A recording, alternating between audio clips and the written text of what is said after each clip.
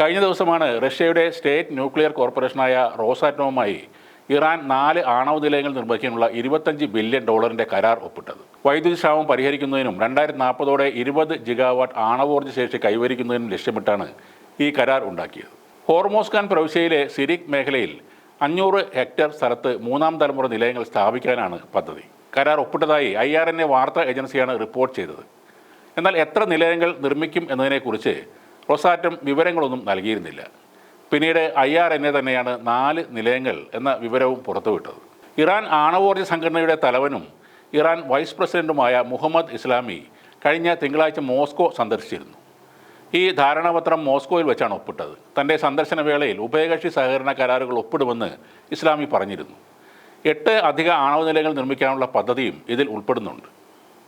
റഷ്യയിൽ നടന്ന atom expo 2025 എക്സിബിഷനിൽ വെച്ചാണ് ഈ തന്ത്രപ്രധാനമായ കരാർ യാഥാർത്ഥ്യമായത്.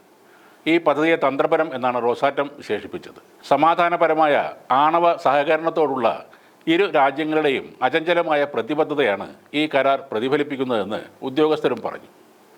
റോസാറ്റം മേധാവി അലക്സി ലിഖാച്ചോവും ഇറാൻ്റെ ആണവോർജ്ജ സംഘടനാ തലവൻ മുഹമ്മദ് ഇസ്ലാമിയുമാണ് ഈ കരാറിൽ ഒപ്പുവെച്ചവർ. വൈദ്യുതി ഉയർന്ന തോതിൽ ആവശ്യമുള്ള സമയങ്ങളിൽ ഇറാൻ ഇപ്പോൾ കടുത്ത വൈദ്യുതി ക്ഷാമം നേരിടുകയാണ്. ഇത് രാജ്യത്തിൻ്റെ സാമ്പത്തിക വളർച്ചയെയും ജനജീവിതത്തെയും കാര്യമായി ബാധിക്കുന്നുണ്ട്. നിലവിൽ തെക്കൻ നഗരമായ ബുഷഹറിൽ ഒരു ആണവ നിലയം മാത്രമാണ് ഇറാൻ പ്രവർത്തിപ്പിക്കുന്നത്. റഷ്യ നിർമ്മിച്ച ഈ നിലയത്തിന് ഏകദേശം 1 ജിഗാവാട്ട് ശേഷിയുണ്ട്. പുതിയ പ്ലാന്റുകൾ പൂർത്തിയാകുന്നതോടെ 5000 മെഗാവാട്ട് വൈദ്യുതി ഉൽപ്പാദിപ്പിക്കാൻ കഴിയുമെന്ന് പ്രതീക്ഷിക്കുന്നു. നിലവിൽ ഇടയ്ക്കിടെ വൈദ്യുതിക്ഷാമം നേരിടുന്ന ഇറാനെ സംബന്ധിച്ചിടത്തോളം ഈ കരാർ വളരെ നിർണായകമാണ്. അതേസമയം ആണവായുധം വികസിപ്പിക്കുന്നത് തടയാൻ ലക്ഷ്യമിട്ടുള്ള 2015 ആണവ കരാർ പാലിക്കുന്നതിൽ ഇറാൻ പരാജയപ്പെട്ടുവെന്ന് യൂറോപ്യൻ രാജ്യങ്ങൾ ആരോപിക്കുന്നുണ്ട്. ഈ ആരോപണങ്ങൾ ഇറാൻ നിഷേധിക്കുന്നുണ്ടെങ്കിലും വെള്ളിയാഴ്ച 15 അംഗ UN സുരക്ഷാ കൗൺസിൽ ഉപരോധം സ്ഥിരമായി നീക്കാനുള്ള കരട് പ്രമേയം തള്ളിക്കളഞ്ഞിരുന്നു. ഇറാനെതിരെ ഉപരോധങ്ങൾ തിരികെ കൊണ്ടുവരാൻ യൂറോപ്യൻ രാജ്യങ്ങൾ ശ്രമിക്കുന്ന ഈ സന്ദർഭത്തിലാണ് റഷ്യയുമായുള്ള ഈ സുപ്രധാന നീക്കം നടന്നതെന്നതും ശ്രദ്ധേയമാണ്.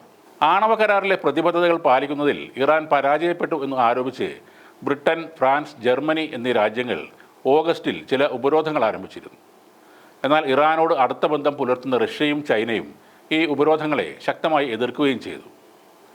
ഇറാനിയൻ ആണവ കേന്ദ്രങ്ങളിൽ അമേരിക്കയും ഇസ്രയേലും നടത്തിയ ആക്രമണങ്ങളെ ജൂണിൽ റഷ്യ ശക്തമായി അപലപിക്കുകയും ചെയ്തിരുന്നു. അമേരിക്കൻ ചേരിയിലുള്ള പാശ്ചാത്യ രാജ്യങ്ങൾ ഉപരോധങ്ങളും ഭീഷണികളുമായി എത്തുമ്പോൾ റഷ്യയുടെ പിൻബലത്തിലാണ് ഇറാൻ ഇപ്പോൾ അതൊക്കെ മറികടക്കുന്നത്. ഇപ്പോഴത്തെ $25 ബില്യൺ കരാർ ശക്തമായ ഊർജ്ജ സുരക്ഷയിലേക്കുള്ള മോസ്കോയുടെയും ടെഹ്റാൻ്റെയും പ്രതിബദ്ധതയാണ് സൂചിപ്പിക്കുന്നത്.